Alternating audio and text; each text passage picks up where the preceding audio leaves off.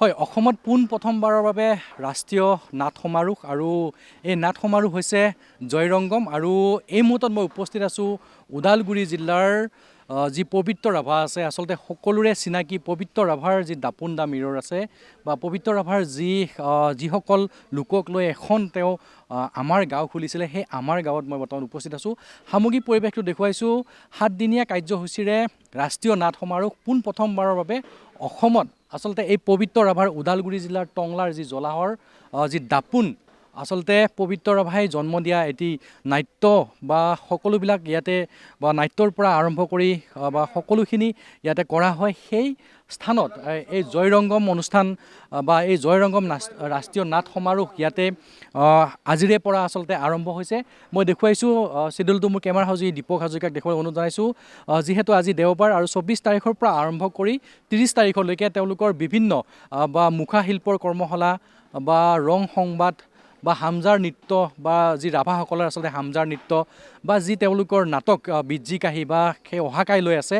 আৰু আজি তেওঁলোকৰ সন্ধিয়া 6 বজাৰ পৰা যি ৰাজস্থানী লোকনৃত্য আছে বা তেওঁলোকৰ ৰাতিৰ যি নাটক, আচলতে পবিত্ৰ ৰাভাই নিজেই ডাইৰেক্ট মানে কৰা সেই নাটকখন হৈছে মোগলী। আৰু মোগলী আজি তেওঁলোকে ইয়াতেই বা এই ৰাষ্ট্ৰীয় নাট সমাৰোহত তেওঁলোকে আজি দেখুৱাব এই মোগলী।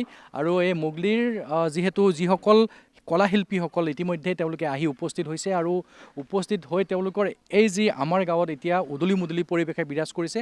সামগ্ৰিক পৰিৱেশটো দেখুৱাইছোঁ।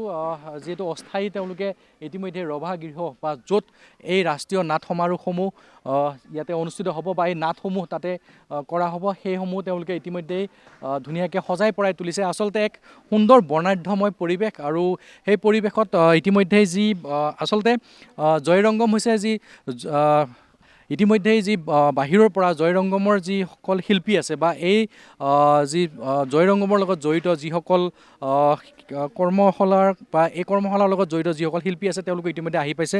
মেম, आपका पहले आसाम में आपका स्वागत है। क्या बोलेंगे, आप लोगों का मोटिव कैसा है और ये पहली बार आसाम पे हो रहा है क्या? हाँ, ये हम जयपुर में जयपुर रंग महोत्सव करते हैं 2012 से। तो इसी का शॉर्ट फॉर्म है जयरंगम, जयपुर रंग महोत्सव का। और हमने 2018 में ये कोशिश शुरू की कि इंटर कल्चरल एक्सचेंज हो भारत की स्टेट्स के बीच में। तो हम 2019 में हमने कलकत्ता में जाके वेस्ट बंगाल के नाटक और राजस्थान के नाटक एक साथ किए थे, और फिर बॉम्बे जाके मराठी और हिंदी और उस तरह के नाटक एक साथ किए थे। और हम बेंगलोर में करने वाले थे, पर फिर लॉकडाउन हो गया। तो लॉकडाउन के बाद जब पिछले साल दादा को हमने जयपुर बुलाया था अपना नाटक लेके, पवित्र राभा जी को, और तब ये तय किया कि इस बार हम आसाम जाएंगे, और आसाम के अलावा इस बार हम केरला या कर्नाटक में भी जाएंगे और बॉम्बे में भी करेंगे। तो ये एक अच्छा मौका था हमारे लिए यहाँ दापोन में आके काम करने का। और ये मतलब मेरे को ऐसा लगता है कि नेशनल इंटीग्रेशन की हम बात करते हैं, वो नेशनल इंटीग्रेशन को लाएंगे कैसे, उसका एक सबसे बेहतरीन टूल ये है कि इंटर कल्चरल एक्सचेंज हो। तो ये पता लगता है कि बहुत सारी चीज़ें एक सी हैं।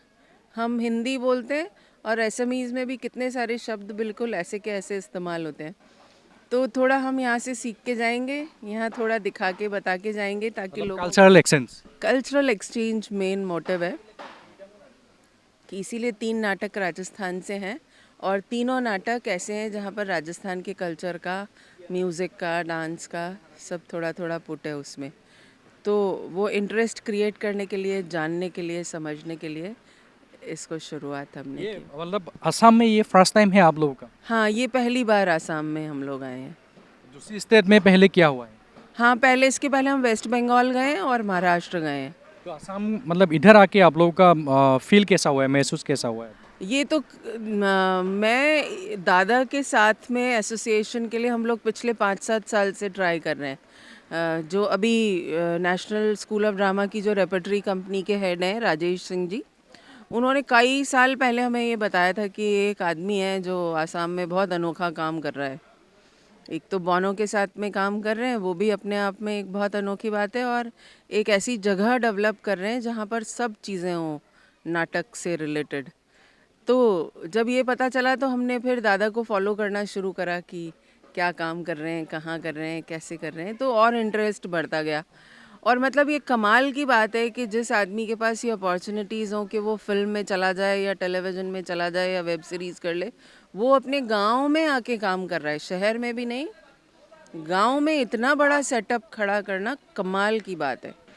तो इसलिए यहाँ कर तो मज़ा ही आ गया, मतलब अच्छा बहुत लगा है। बहुत अच्छा। आज आप लोगों का क्या है, मतलब आज का थीम क्या है आप लोगों का? आज शुरुआत तो राजस्थानी फोक डांस से होगी और उसके बाद में बोरो लैंग्वेज में दादा का ही प्ले है। और कल फिर हमारा जयपुर से प्ले है बिज्जी का हिन। विजयदान देथा बहुत बड़े राइटर हुए हैं राजस्थान के, तो उन्होंने फोक टेल्स को समेट कर और अपनी तरह से कहा है, तो हमने कोशिश की है कि उनका कहावा हम कुछ कह सकें। और फिर उसके बाद में मेघालय का प्ले है। फिर राजस्थान की टीम आ रही है जो भोपा भैरूनाथ करेगी भीलवाड़ा से, जो वहाँ के आदिवासियों का जो कल्चर है उसको लेकर वो नाटक बना हुआ है। फिर उसके अगले दिन है भीड़ भरा एकांत, जो एक बूढ़े आदमी की कहानी है कि वो कैसे मतलब भीड़ में है लेकिन फिर भी अकेला है। और फिर उसके बाद में नागालैंड और फिर आसाम का ही एक और प्ले है। तो इस तरह से मतलब ये पूरी आसपास की स्टेट्स को भी कवर करने की कोशिश की है कि उनके साथ भी कल्चरल एक्सचेंज हो, वो लोग आएँ, बातचीत हो, मिलें आपस में एक साथ। फिर यहाँ मास्क मेकिंग की वर्कशॉप भी होगी, रंग संवाद भी होगा, कुछ गाने बजाने का कार्यक्रम भी चलेगा जहाँ पर आपस में बातें करेंगे, मिलेंगे, गाएंगे, बजाएंगे। ধন্যবাদ आपको। আমি দেখুৱাইছোঁ পৰিৱেশটো আচলতে এয়া হৈছে আমাৰ ঘৰৰ পৰিৱেশ। আৰু আচলতে মই ইতিমধ্যে জনাইছোঁ যে যিগৰাকী আচলতে এই আমাৰ গাঁৱৰ যি দাপোনদা মিৰৰ পবিত্ৰ ৰাভা, আৰু সেই পবিত্ৰ ৰাভাৰ তত্বাৱধানত আচলতে যি জয়পুৰৰ যি জয়ৰংগম যি অনুষ্ঠান বা যি জয়ৰংগম ৰাষ্ট্ৰীয় নাট সমাৰোহ, সেই জয়পুৰত আচলতে তেওঁলোকে বিভিন্ন স্থানত কিন্তু ইতিমধ্যে তেওঁলোকে এই নাটসমূহ তেওঁলোকে কৰি গৈছে বা বিভিন্ন ষ্টেটত, কিন্তু প্ৰথমবাৰৰ বাবে আচলতে অসমত তেওঁলোকে এই নাট কৰিবলৈ তেওঁলোকে লৈছে। আৰু আচলতে ক'ব লাগিব যে এক সুন্দৰ প্ৰচেষ্টা, আৰু এয়া হৈছে এক কালচাৰেল এক্সচেঞ্জ। মানে যিহেতু অসমৰ যি সংস্কৃতি আছে বা জয়পুৰৰ যি সংস্কৃতি আছে, সেই সংস্কৃতিসমূহ কিন্তু আচলতে এক্সচেঞ্জ হ'ব বা এই নাটকৰ জৰিয়তে। মই মোৰ লগত পবিত্ৰ ৰাভা আছে, মই পোনে পোনে আপোনাৰ ওচৰলৈ আহিছোঁ। যিহেতু আপুনি খুব ব্যস্ত, তথাপি আমাক সময় দিছে, কি ক'ব? যিহেতু এক সুন্দৰ প্ৰচেষ্টা, আচলতে ৰাষ্ট্ৰীয় নাট সমাৰোহ প্ৰথমবাৰৰ বাবে আপোনাৰ স্থানত হ'বলৈ গৈ আছে, কি ক'ব আপুনি? কি ক'ম এই মুহূৰ্তত, মানে এটা সময়ত য'ত টংলাত মানুহ আহিব ভয় কৰিছিলে, তো তাত জয়ৰংগমৰ দৰে ইমান ধুনীয়া এখন ফেষ্টিভেল, এখন ভাৰত বিখ্যাত ফেষ্টিভেল, এখন নাটকৰ ফেষ্টিভেল এখন ইয়াত হ'বলৈ ওলাইছে আমাৰ টংলাৰ নিচিনা দাপোনত।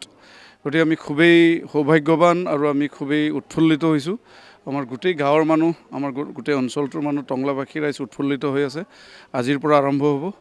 গতিকে আমি খুব আশাবাদী এনেকুৱা ধৰণৰ এখন ভাৰত বিখ্যাত এখন জাতীয় নাট্য মহোৎসৱ, ৰাষ্ট্ৰীয় নাট্য মহোৎসৱ এখন টংলাৰ দৰে ঠাইত অনুষ্ঠিত কৰিবলৈ যে তেখেতসকল আগ্ৰহী হৈ আগুৱাই আহিছে, সেইটো আমাৰ কাৰণে খুব ডাঙৰ কথা। কি বা আপুনি ডাইৰেক্ট কৰা কিবা প্লে থাকিব নেকি বা কিবা নাটক থাকিব নেকি? মোৰ ফালৰ পৰা দুখন ষ্টেট আমি ৰিপ্ৰেজেণ্ট কৰিম। আমি অসম আৰু মেঘালয় মই ৰিপ্ৰেজেণ্ট কৰিম। অসমৰ পৰা আমি BTADৰ পৰা এখন বড়ো নাটক আমি কৰিম, বিহানজ মংলি। এখন গোটেই খেৰাই পূজা বড়োসকলৰ কেনেকৈ উৎপত্তি হৈছিলে সেইটোৰ ওপৰত কৰা নাটক। এইখন মই 2008তে ইভলভ কৰা নাটক। আৰু এখন হৈছে গাৰো নাটক দুকন, সেইখনো মঞ্চস্থ হ'ব ইয়াত।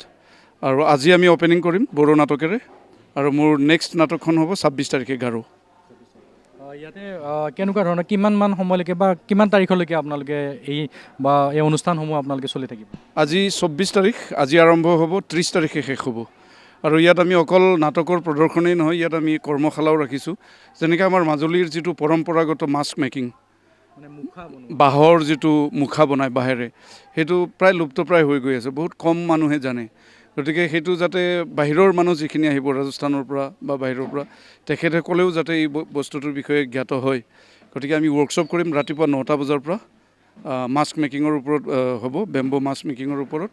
তাৰপিছত 12টা বজাত আকৌ আমাৰ 1 ঘণ্টা 1.5 ঘণ্টাৰ এটা ছেমিনাৰ টাইপ হ'ব, এটা নট একজেক্টলি ছেমিনাৰ, সেইটোক আমি ডাইৰেক্টৰ্ছ মিট, যিখিনি বাহিৰৰ ডাইৰেক্টৰ আছে বা টীম আহিছে তেখেতসকলৰ লগত ইণ্টাৰেকশ্যন এটা হ'ব আৰু 6টা বজাত সন্ধিয়া আমাৰ লোকনৃত্য প্ৰদৰ্শন হ'ব আমাৰ BTADৰ বা অসমৰ যিখিনি লোকনৃত্য আছে তেখেতসকলে ইয়াত লোকনৃত্য প্ৰদৰ্শন কৰিব আৰু 6:30 বজাত নাটক আৰম্ভ হ'ব। ধন্যবাদ জনাইছোঁ। আচলতে এক সুখৰ খবৰ বুলি ক'ব লাগিব, কিয়নো কাৰণ আচলতে টংলাৰ নিচিনা এখন ঠাইত এই ৰাষ্ট্ৰীয় যি বিখ্যাত বা ভাৰত বিখ্যাত যি ৰাষ্ট্ৰীয় নাট সমাৰোহ জয়ৰংগম, এই জয়ৰংগম অনুষ্ঠিত হ'বলৈ গৈ আছে আজিৰে পৰা আৰু 7দিনীয়া কাৰ্যসূচীৰে আচলতে যি পবিত্ৰ ৰাভা আছে, পবিত্ৰ ৰাভাৰ যি দাপোন দা মিৰৰ বা যি তেওঁৰ আমাৰ গাঁও আছে, সেই আমাৰ গাঁৱত অনুষ্ঠিত হ'ব আৰু ইয়াক লৈ কিন্তু আচলতে যি কালচাৰেল আছে, যি কালচাৰেল এক্সচেঞ্জ, সেই এক্সচেঞ্জসমূহ বা তেওঁলোকে কৰিব বা তেওঁলোকৰ যি সংস্কৃতি আছে বা তেওঁলোকৰ যি ধৰ্মীয় ৰীতি নীতি বা তেওঁলোকৰ কালচাৰেল যি সংস্কৃতি আছে জয়পুৰৰ সেইসমূহ বা অসমত তেওঁলোকে প্ৰদৰ্শন কৰিব আৰু অসমৰ সংস্কৃতিসমূহ তেওঁলোকে আচলতে বাহিৰত বা তেওঁলোকে ইয়াৰ পৰা লৈ যাবলৈ চেষ্টা কৰিব। আচলতে ক'ব লাগিব এক সুন্দৰ পদক্ষেপ। আমিও আশা প্ৰকাশ কৰিছোঁ এই জয়ৰংগমৰ জৰিয়তে যাতে যি অসমীয়া সংস্কৃতি আছে এই সংস্কৃতিয়ে যাতে এক উপযুক্ত স্থান পায় তাক লৈ আমি আশা প্ৰকাশ কৰিছোঁ।